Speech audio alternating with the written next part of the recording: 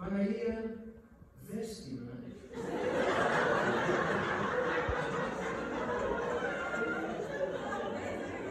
Δεν μου είπε, παιδιά, αυτό πρέπει να το πάρει ο Σουίτσι κανένα θεότερο επόμενα και παρακάνω την Παναγία να δένετε να την δένετε. Αλλιώς δεν εξηγείται.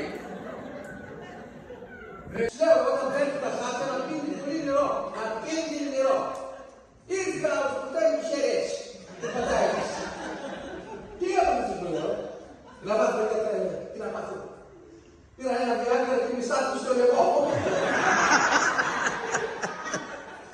Μα άμα πάει στο στομάχι σου πάει και αυτό. Άμα πάει εδώ σου πάει και αυτό. Δεν το καταλαβαίνετε.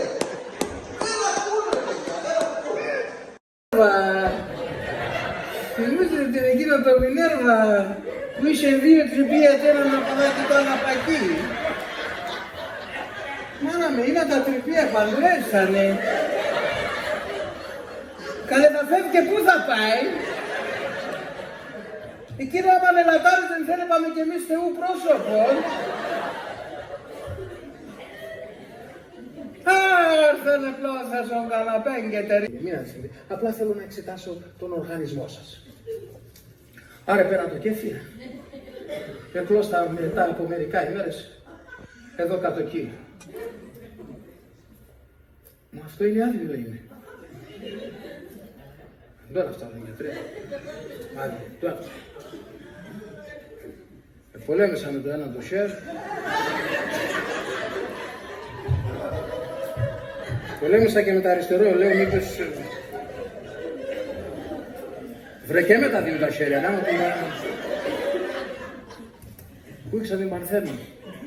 Πολέμησε η Καρή. Να λέω σας, κούιξαμε και τη γειτονάδα, να. Μπα, τι δεν. Εντροπή σε ένα, αλλά κούιξαμε και το γείτονα, να.